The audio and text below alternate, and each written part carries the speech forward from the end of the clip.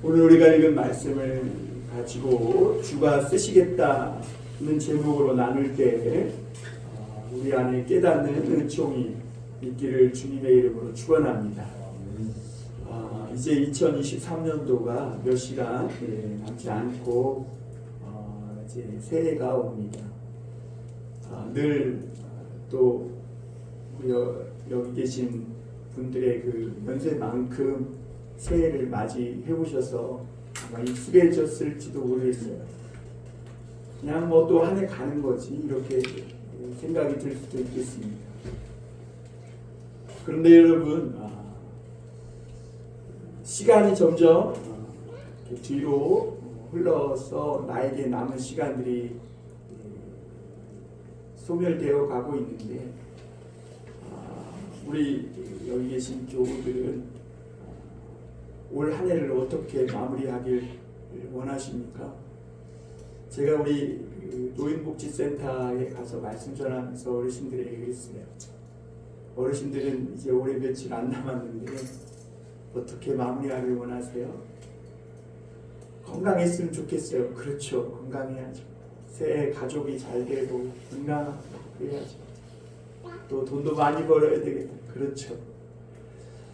근데 저는 이 새해가 다가기 전에 이 해가 다가고 새해가 오기 전에 꼭 하고 싶은 것이 내 안에 있었던 이런 묵은 죄악의 이런 죄의식들, 또 나를 힘들게 했던 이런 나도 모르게 지었던 이런 죄들이 더 깨끗하게 씻겨지고 새해를 맞이했으면 좋겠다는 생각이 들었습니다.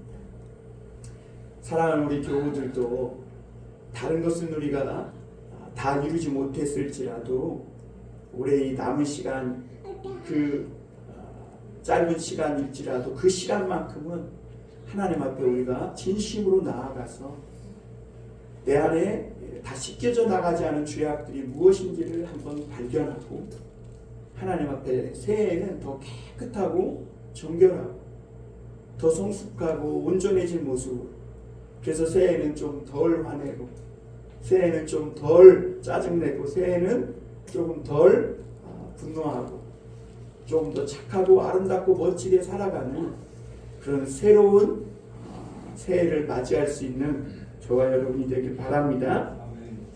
사람은 누구나 태어나면서 이 죄악의 이 유전자를 갖고 태어납니다. 이 죄의 유전자가 우리 사람 속에 박혀 있어요. 그래서 이건 때가 되면 이것이 우리 몸에 드러나게 돼 있어요. 이 죄의 유전자를 치료하기 위해서 하나님은 그 독생자 예수 그리스도를 우리를 위해 보내주셨고, 아무 죄 없으신 그분이 인간의 몸을 입고 오셔서 물과 피를 다 쏟으시고 죽으심으로 우리를 이 모든 죄에서 구원해 주실 뿐만 아니라 우리 속에 있는 죄의 유전자도 치료되고 하나님의 무서운 심판에서도 구원받을 수 있는 길을 열어주신 줄 믿습니다. 여러분, 오늘 2000년 전에 예수님은 이 놀라운 천지개벽의 역사를 위해 예루살렘으로 올라가시는데 그 장면이 오늘 성경 말씀에 담겨져 있어요. 그리고 주님은 오늘 이 놀라운 일을 위해 저와 여러분을 부르고 계신데, 새해에는 우리가 좀 더 주님의 손에 붙잡혀 쓰임받는, 그래서 주님의 뜻대로 사용되어지는 인생이 되길 바라며 오늘 이 말씀을 나눌 때 귀한 은혜 받으실 수 있길 바랍니다. 오늘 예수님은 이 예루살렘 성에 들어가시면서 나귀 새끼를 타셨다는 것을 볼 수가 있습니다. 여러분, 예수님은 이 세상에 오셨을 때 온 인류를 구원할 메시아로 오셨어요. 그런데 예수님의 겉모습은 보통 사람과 똑같았어요. 그래서 예수님이 메시아인 줄 몰랐습니다. 그러니까 오늘날도 자기가 메시아인 줄 알고 이상한 짓 하는 사람도 있어요. 메시아는 예수님밖에 없어요. 예수님 이후에 자기가 메시아니 성령이니 뭐 이런 얘기하는 사람들 다 정신병자라고 생각하시면 돼요. 정신병자. 그래서 예수님이 인간으로 오셨기 때문에 메시아로 오셨음에도 예수님이 메시아인 줄 모르는 사람이 많았는데, 그러나 성경에 보면요, 구약에 보면 뭐 제가 해본 건 아니지만 학자들이 이렇게 구약 성경을 검토해 보니까 예수님이 이 세상에 메시아로 올 것을 남겨놓은 그 흔적이 약 200여 군데가 넘는다고요. 그 중에 하나가 이사야서를 보면 메시아가 오시면요, 제일 먼저 하는 일들이 뭐냐면 맹인의 눈을 떠서 보게 할 것이다. 그런데 여러분, 예수님은 오늘 여리고에서 예루살렘으로 올라가실 때 바디메오라는 사람을 만나서 그 맹인의 눈을 뜨게 한 것을 볼 수가 있습니다. 오늘 예수님은 이 무거운 심정으로 예루살렘을 올라갑니다. 왜냐하면 이제 예루살렘에 올라가면 자기가 유월절에 어린 양의 제물이 되어서 온 인류의 죄를 대속하는 제물이 되어서 그렇게 하나님 앞에 십자가에 못 박혀 죽으실 것을 아셨기 때문에 무거운 마음으로 예루살렘을 그 주님의 뜻을 바라보며 올라가십니다. 그런데 그때 한 맹인 바디메오가 나와가지고 다윗의 자손 예수여 나를 불쌍히 여기소서 소리를 지르는 거예요. 그런데 여기서 다윗의 자손은 뭐냐면 왕이, 그 백성이 왕에게 도움을 청하는 그런 아주 중요한 호칭이에요. 왜냐하면 장차 하나님이 이 세상에 메시아를 보내실 건데 그 메시아는 다윗의 자손으로 올 거거든요.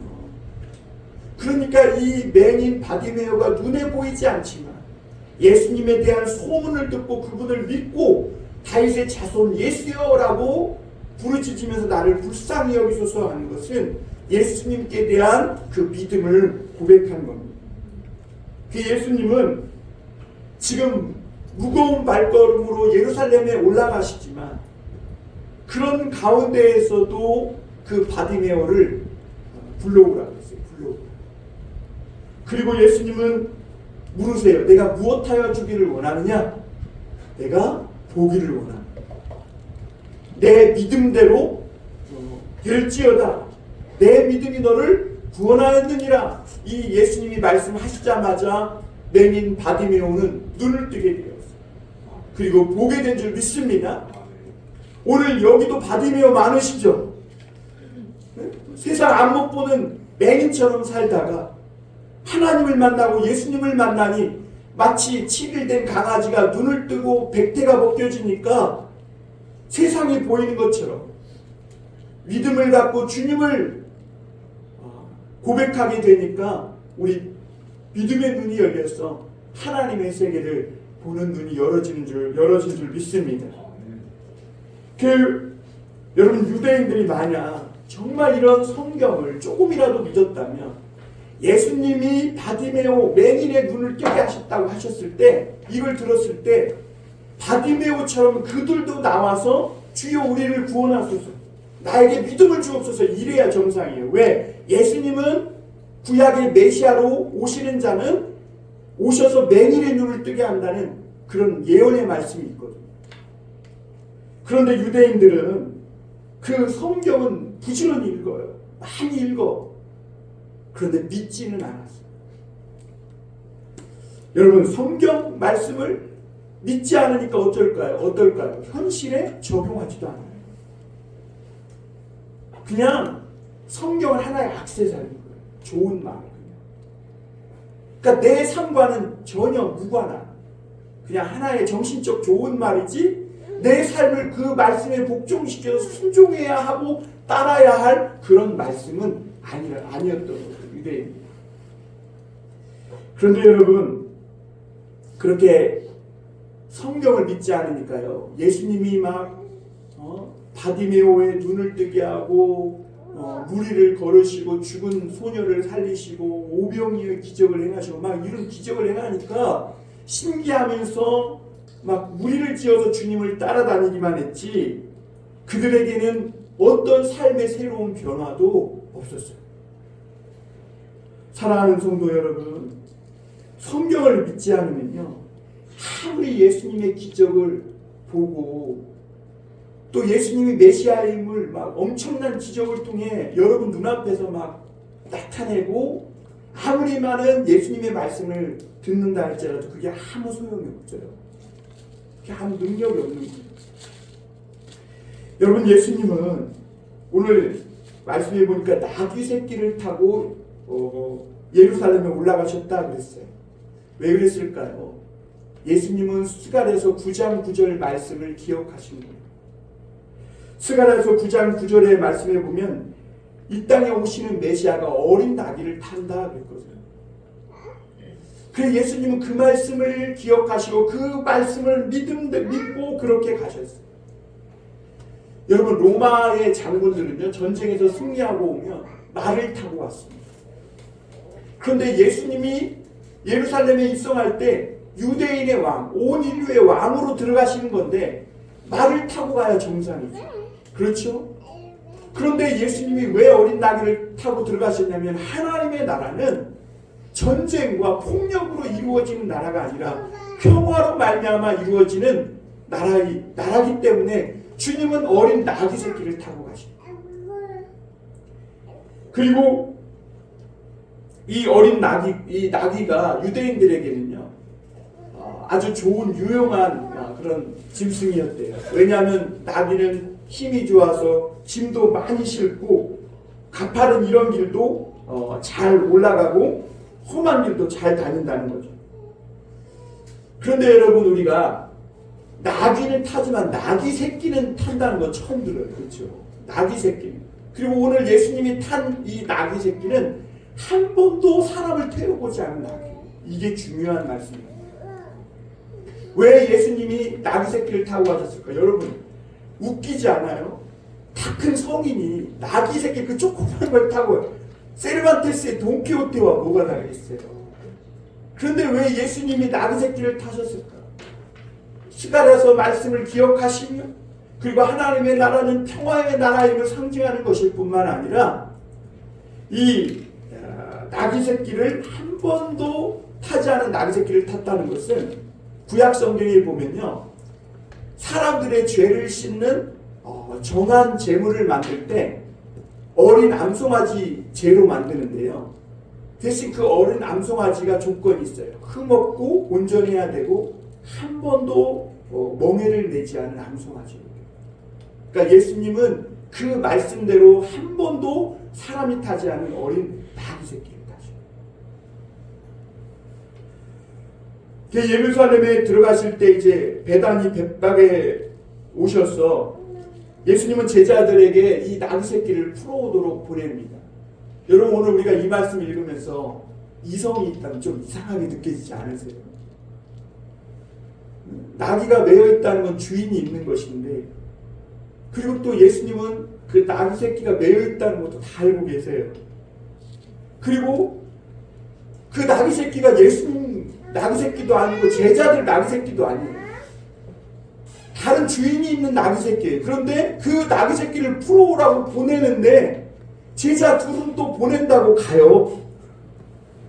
그게 참 이상하니, 우리가 이성적으로 생각해 볼 때 이거는 뭔가 좀 안 맞는 것 같은 그런 생각이 들어요. 그런데 여러분, 예수님이요, 이 세상에 인간으로 오셨지만 메시아 하나님의 아들이라는 것을 여러분 기억하셔야 해요. 그분은 우리의 모든 미래와 이 세상에 일어나는 모든 일의 미래까지도 다 아시는 하나님의 아들이신 줄 믿습니다. 그래서 예수님은 어디에 가면 나귀 새끼가 있고 또 어떻게 그 주인이 허락해서 나귀 새끼를 끌어줄 것까지도 다 알고 계셨어요. 여러분, 2023년도 이 12월 끝날에 이제 내일이면 새해인데 사람들은 뭐 경제가 어렵다, 내년에 더 큰 위기가 온다. 물론 우리가 내년 우리 앞에 무슨 일이 기다리고 있는지 몰라요. 불가능해 보이는 일도 있을 것이고 또 안 되는 일도 많을 거예요. 그러나 여러분, 우리가 우리의 미래와 우리가 행하는 모든 일의 장래까지도 다 알고 계신 하나님을 믿고 나아갈 때 하나님께서 우리에게도 이 나귀 새끼를 순순히 따라올 수 있도록 나귀 새끼도 따라오게 하실 것이고, 그리고 하나님의 일에 귀히 쓰임받는 그런 모습으로 2023년 4년도 새해를 열어주시는 은혜가 있을 줄 믿습니다. 오늘 이 나귀 새끼를 이제 풀으려고 하자, 제자들이 풀으려고 하자 그 사람들이 보고 주인이 묻는 거예요. 그거 풀어서 뭐 하려고 그러냐. 여러분, 나귀 새끼가 여기 매여 있다는 건요, 어떻게 보면 좀 상징적인 의미로 해석해 보면 좋겠어요. 예수님은 모든 사람들이 죄의 종에 매여 있는 그것에서 풀어 살리시고 자유케 하시러 이 땅에 오셨다는 것을 여러분 기억하셔야 돼요.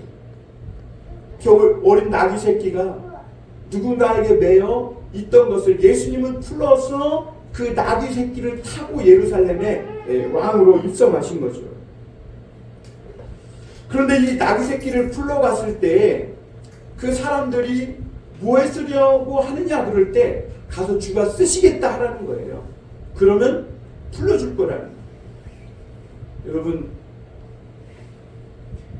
이 제자들은 그 예수님의 말씀대로 믿고 가서 그 주인이 묻자 주가 쓰시겠다 말하니까 오늘 말씀해 보니까 즉시 풀어서 허락하도록 끌고 가도록 허락했다 이렇게 말씀하고 있는 걸 보게 됩니다. 이상하죠? 예수님이 시키는 대로 가서 했더니 이 나귀 새끼가 얼마나 고집스럽겠어요. 그렇지 않아요? 그리고 이 나귀 새끼가 어머니를 떠나려고는 하겠어요?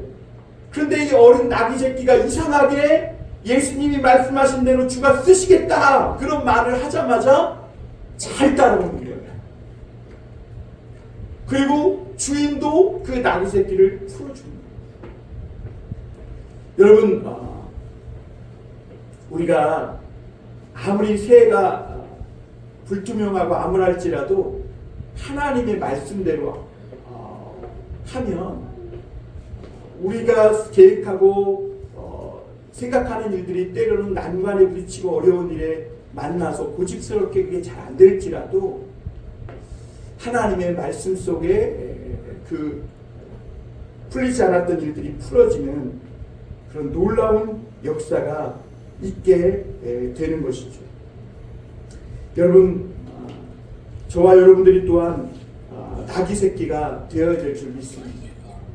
주님이 말씀하셨을 때 주님은 죄의 종으로 매여있던 저와 여러분들을 풀어 살리셨고, 무엇보다 고집스러운 그거 풀어서 뭐 하려느냐 무슨 말이에요? 쓸모없다는 거죠. 나귀 새끼가 쓸모없죠. 어디다 쓰겠어요?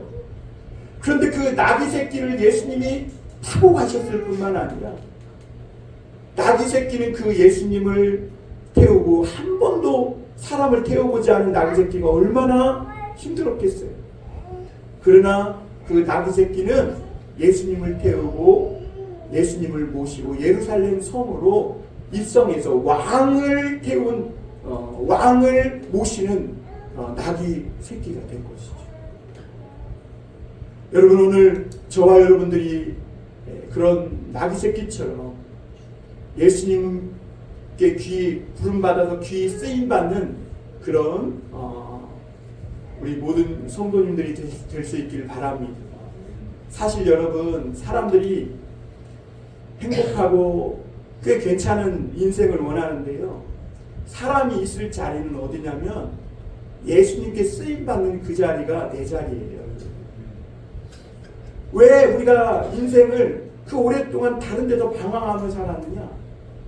예수님의 부름에 고집스럽게 반항하고, 그리고 예수님이 있으라 한 그 자리에 없었기 때문에, 예수님이 있으라 한 그 자리, 예수님이 나를 부르셨을 때 쓰는 그 자리가 내 인생의 최고의 행복한 자리고, 그 자리가 바로 내 자리라는 것을 여러분 기억하시고, 여러분, 오늘 우리가 이렇게 주의 말씀에 순종해서 가면 고집스러운 나귀 새끼도 따라올 것이고, 그리고 모르는 주인도 나귀 새끼를 쓰라고 풀어주는 이런 놀라운 은혜가 있게 될 줄 믿습니다. 두 번째로 우리가 생각해 볼 것은 사람들이 환호했다는 겁니다. 예수님이 나귀 새끼를 데려오게 하고 이 나귀 새끼는 얌전히 따라옵니다. 주인은 전혀 모르는 사람에게 이 나귀 새끼를 내어줬어요. 여러분, 이게 도대체 무슨 일인가? 우리의 눈에는 보이지 않지만 그 거역할 수 없는 성령의 강한 역사가 있었던 거예요. 할렐루야. 하나님의 성령이 나귀 새끼 위에도 임하고 주인에게도 임하고 사람들에게 임하니까 주가 쓰시겠다 그럴 때 그 고집스럽고 악한 자기 마음을 다 복종시키고 쳐서 주님 앞에 자신을 드리는 굴복하는 놀라운 은혜가 있게 된 줄 믿습니다. 여러분, 오늘 사람들이 그래요. 우리 사람들이 하나님 앞에 나와 믿음을 갖게 되는 것이 뭐냐면 우리 눈에는 보이지 않지만 하나님의 성령의 역사가 그 사람에게 있기 때문인 줄. 이게 사람의 말을 믿고 따라오겠어요. 사람을 믿고 사람의 말을 믿고 믿음을 가지겠어요. 하나님의 성령의 역사가 없으면 불가능한 거예요. 또 오늘 앞서 말씀드렸지만 성인이 나귀 새끼를 타면 얼마나 우스운 일이에요. 막 깔깔깔 웃고 조롱하고 그러지 않겠어요. 그런데 오늘 예수님이 사람을 한 번도 태운 적 없는 나귀 새끼를 타고 예루살렘으로 입성하는데 그것을 비웃거나 조롱하는 사람이 아무도 없었다. 진지했다는 거예요. 왜 그러냐면 예수님이 그 나귀를 타고 입성하실 때 하나님의 성령이 임했기에 그 하나님의 아들 메시아가 그 예루살렘으로 들어가신다는 것을 그들은 깨닫게 된 것이죠.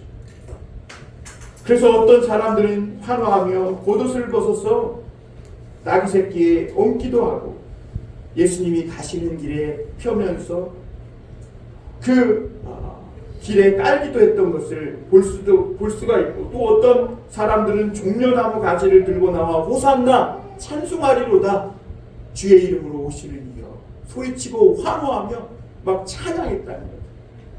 여러분, 여기서 호산나라는 뜻은 아까 우리가 호산나 찬양 드렸잖아요. 호산나, 이 호산나는 주여 우리를 구원하소서라는 뜻이에요. 여러분, 이 세상에 메시아를 자처하는 사람들이 많지만 오직 우리를 구원하실 일은 예수 그리스도 외에 없는 줄 믿습니다. 여러분, 그 예수님은 전쟁에 능한 자요 강한 용사로 오셔서 죄악과 싸우고 사망과 싸워 승리하시고 우리를 구원해 주신 하나님이신 줄 믿습니다. 그 하나님께 환호하지 않으면 누구에게 환호할 거냐? 나를 구원해 주시는 하나님. 그런데 오늘 많은 사람들이 이상하게 엉뚱한 거에 환호하러 갔다가 거기에서 큰 재난을 당합니다. 참 안타까운 일이죠. 성경의 메시아는 전쟁에 능한 자요 강한 용사라고 표현되어 있는데 예수님은 메시아로 오셔서 늘 이기고 승리하셨는데 딱 한 번 지셨어요. 왜 지셨냐? 죄의 종으로 죄의 인질로 잡혀있는 우리를 살리시기 위해서. 주님은 강한 용사요 능력의 왕이시요 한 번도 전쟁에서 패한 일이 없는 분이 스스로 약해지셔서 이 마귀에게 진 것처럼 그렇게 무기력하게 뺨을 맞고 모욕을 당하시고 그리고 십자가에 못 박혀서 아주 무기력한 사람처럼 죽으시고 물밖에를 다 쏟으셨다는 거죠. 왜 그랬을까요? 죄의 인질로 잡혀있는 우리들을 위해서 강하신 그분이 약하게 되신 거예요. 딱 한 번 그리하신 거예요. 예수님이 예루살렘에 왕으로 들어오실 때 가장 열렬히 환호했던 사람들은 다름 아닌 어린이였습니다. 그래서 예수님은 너희가 어린 아이와 같지 않으면 하나님 나라를 볼 수 없다. 그런데 그 어린이가 예수님을 환호하고 찬양하고 높이는 것을 보면서 불쾌했던 사람들이 있어요. 그들이 누구냐면 대제사장들이 그들은 예수님을 막 책망합니다.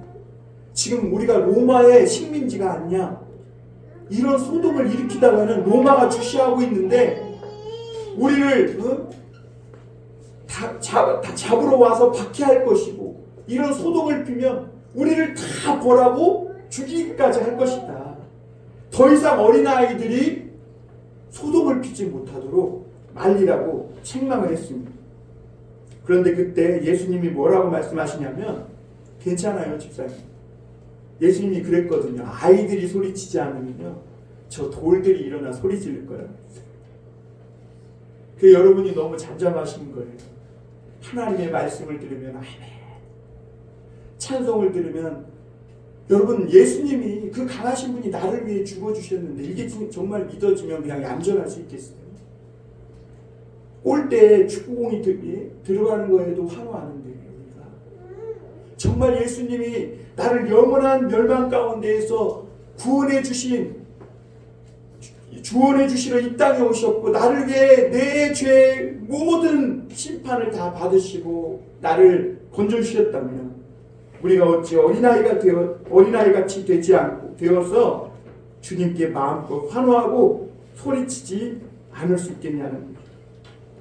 예수님이 십자가에 죽으시고 인류의 모든 죄를 사하시고 모든 인류를 구원해 주시러 가는 그날, 하나님의 성령이 막 감람산에도 임하고 나귀에게도 임하고 나귀 주인에게도 임하고, 아멘.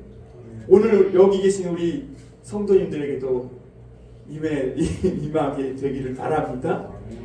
그냥 막 소리 지르고 환호하고 하나님의 성령이 임하니까 고집스러운 것들이 꺾이고, 예수님은 악한 마귀와 사망의 권세와도 싸워 승리하신 분인데 그분을 환호하지 않으면 누구를 환호하며 노래하겠냐는 거죠. 끝까지 예수님을 믿지 않고 환호하지도 않는 그 사람은 도리어 사망과 두려움에 삼켜질 것이다. 마지막으로 우리 한 가지 더 보면 열매를 맺는 신앙이 되어야 한다는 겁니다. 예수님은 예루살렘 성에 올라가셔서 가장 먼저 성전에 가셨어요. 왕을 찾아간 것도 아니고 호화로운 왕궁에 간 것도 아니고, 예수님께는 그 어떤 것보다 가장 중요한 곳이 어디였냐면 성전이었어요. 참 저는 순간순간 그 현타를 많이 해요. 왜냐하면 우리 교회의 본 모습을 늘 보는 거죠. 근데 저는 개척교회를 오랫동안 해봤기 때문에 별로 이렇게 타격감은 없어요. 왜냐하면 여러 번 겪어봤기 때문에. 예수님은 성전에 그렇게 중요한 날에 가장 먼저 중요하게 여기고 간 것처럼, 여러분 우리 믿는 자들도 마찬가지예요. 여러분 세상 사람들은 이 한 해를 뭐 어떻게든지 기억될 만한 의미 있는 날을 보내고자 해돋이를 보내고 하러 가지만, 여러분 우리에게는 제일 중요한 게 뭘까요? 주님 앞에 나와서 내가 그동안 지었던 죄를 죄 씻음 받는 것, 그리고 깨끗하고 정결한 모습으로 새해를 시작하는 것, 이것보다 더 중요한 것이 없는 줄 믿습니다. 예수님이 성전에 가셨을 때, 그런데 안타깝게도 성전은 시장으로, 강도의 소굴로 변해 있었어요. 왜냐하면 6월절을 맞아서 수많은 사람들이 모여 북적였는데, 그래서 예루살렘 근처에서는 그들의 편의를 봐주느라 제물로 드릴 수 있는 그런 양이나 소, 비둘기 같은 가축을 팔고 있었어요. 많은 사람들이 예루살렘에 와서 그런 가축을 사서 하나님 앞에 예배드리기 위해서 예루살렘에 온 건데, 대제사장들은 그 순간을 놓치지 않고 모든 제사를 관할하면서 제사에 쓰이는 이 제물을 팔아서 엄청난 수익을 남겼어요. 그리고 또 로마의 돈은 로마 황제의 얼굴이 새겨져 있다고 해서 성전에 드릴 수 없다고 해서 세겔로 바꿔서 드리게 했는데, 거기에서도 엄청난 이익을 챙긴 걸 볼 수 있었습니다. 겉으로는 사람의 편의를 봐준다고 하지만 하나님의 영광을 위하여 제사를 드린다고 하지만 실상은 예수님이 지금 본 성전은 돈벌이 수단으로 전락해 있었어요.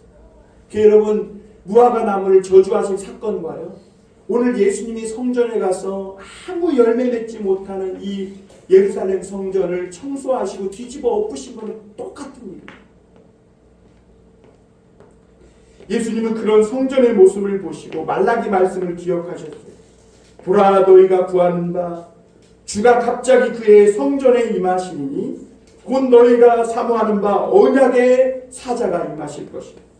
그가 임하시는 날을 누가 능히 감당하며 그가 나타나는 때에 누가 능히 서리요. 그는 금을 연단하는 자의 불과 표백하는 자의 재물과 같을 것이다. 주님이 임하시는 그날 누가 능히 감당하요. 참 두려운 말씀이죠. 그러나 예수님은 여기서 비둘기 파는 자들의 의자와 상을 둘러엎고 성전을 청소하시긴 하셨지만 불을 내리진 않았어요. 한 번 더 기회를 주셨어요. 그러나 다만 주님께서 언약의 사자로 금을 연단하는 강한 불로 표백하는 자의 재물과 같이 임하는 그날까지 돌이키지 않으면 이렇게 불로 심판하는 날 너희들이 이를 것이다 라고 몸소 보여주신 것입니다. 예수님은 오늘 먼 길을 오시는 가운데 시장하셔서 무화과 나무를 보셨어요. 근데 이 무화과 나무가 얼마나 잎이 무성한지 시장하신 예수님을 막 초청하는 것 같아요. 그래서 예수님은 기대를 하고 무화과 나무에 가셨더니 그 무화과 나무는 잎만 무성하고 열매 하나가 없었어요. 그러자 예수님은 그 나무를 저주하시며 다시는 사람이 댁에서 열매를 먹지 못하리라 라고 말씀하셨어요. 우리는 이 말씀을 읽으면서 예수님 너무하다는 생각이 들어요. 오늘 마가복음에 보면 아직 무화과 때가 아님이라는 말까지 덧붙였어요. 아니, 무화과 때도 아니고 그런데 무슨 무화과 나무를 열매를 먹겠다고 예수님은 본인이 배고프다고 이거 너무한 거 아닌가. 그때 열매를 내지 않았다고 나무를 저주하는 것이 너무 관일이 아닌가 이런 생각이 들 수가 있어요. 그런데 여러분, 예수님은요 다 익고 막 맛있게 익은 완숙한 열매를 원하신 게 아니에요. 예수님은 그 나무에 가서 아직 미성숙하지, 아직 덜 익고 덜 여물었지만 작은 열매라도 맺고 있기를 바랬대요. 그런데 이 무화과 나무는 그 열매 하나 지금 맺혀 있지 않은 거죠. 그러니까 잎만 무성하고 열매를 맺은 것처럼 해서 사람의 발길을 끄는 이것은 사람을 기만하는 거예요. 이런 신앙은 기만하는 신앙이고 잘못된 종교라는 거예요. 이런 예루살렘은 결국엔 무너지고 말 거라는 것이죠.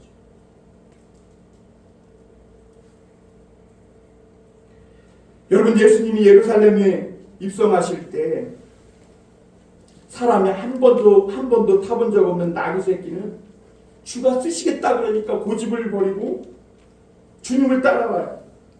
예수님을 본 적 없는 주인도 주가 쓰시겠다는 말을 듣고 단번에 내어줘요.